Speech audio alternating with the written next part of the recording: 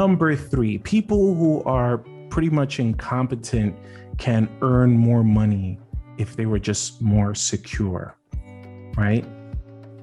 That's a loaded one right there. So basically, what does this mean? Well, you need to position yourself as a go-getter. You need to position yourself in your mind that you will achieve what you want to achieve versus just kind of like always following. And business, in the world of business, you have to also understand that, it's not for everybody, truthfully.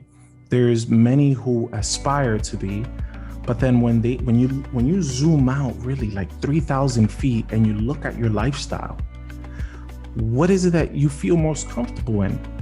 Maybe you're just a person who just likes going from A to B all the time. And you're just this simplistic person that's just the way you would like to live. I know some people that are actually like that, and there's nothing wrong with it. To be honest with you, if that's your life and you're happy, hey, no one should steer you away. But if you're that type of individual where you're like, no, I'm pretty, uncomfortable with the type of lifestyle that I'm with right now. I want to be something better. I want to be, amazing. I want to be like top of the line out there, one of the best of the best. Then your inhibition, that flame should be more of, being either alpha or just being that go-getter and not try to follow people so much to be under the nest, right? You should definitely be someone who explains just by looking at them that that's who you want to be. You want to go for that agenda. You want to pursue it. And mentally, there are numerous ways as to how you could go about it. Look at me, I got this whiteboard in the back. That's probably one of the best investments I've ever made. And I encourage it for everybody. Even if you're not doing what I do exactly, it doesn't matter. Just do it for life. Why? You could have a whiteboard just to write down ideas. Just write down ideas and just like look at it tomorrow or goals. If you have a very important goal, you write it there and you force yourself to look at it every day. And you find out how much it bothers you, right? Because day by day, you're looking at this and you're like, have I accomplished it yet? If not, I'm doing something wrong. Why is it that I'm not actually accomplishing it? Why can't I find that drive to accomplish it? These are all questions that perhaps you need to ask yourself and really, really just look at that question, right? Draw it in the whiteboard if you want to. Look at it and ask yourself very deeply, how can I solve this? You know what is also a good idea? Let's say if you have a significant other and you've been dating them for a very long time, or you're married or something like that, they could help in this power storm process or in this brainstorm process. You look at it for a few days, you realize that you can't figure it out. You call in your spouse and you say, hey, listen, I've been trying to figure out this question and I need some feedback. I don't need you to answer it for me. I just need, kind of like another person's perspective, someone who knows me very well. I have problems achieving this. In your opinion, if you were in my shoes, how would you solve it? And just don't say nothing. Don't say nothing, right?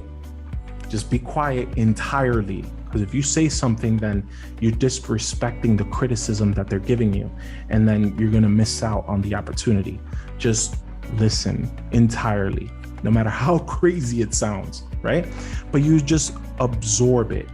You absorb it, you think about it, and you're like, wow, in another person's perspective, that's what they think. How can I make an adjustment, right? Or, hey, you know what? Your idea sounds crazy, but I have nothing in losing by trying. So I'm going to try your idea for a few days to see if you're right. Because if you're right, heck, I just learned something, right? I'm like, oh, wow. I thought that this idea didn't work. My significant other told me about it, and now it's fixed. Problem solved. Off to the next, right? It doesn't hurt trying. So if you feel that you are perhaps incompetent on all these types of things, push that stuff back. Definitely, when it comes to like self-esteem and security and all that type of stuff, that's very high level, right? We really can't just slap a name to it. It's more like a lifestyle. I need to start thinking positively. And I need to get away from a lot of negative stuff. If you're surrounded by people that have a lot of negative energy, example, let's say you call somebody and the only thing that they do is just talk about negative stuff.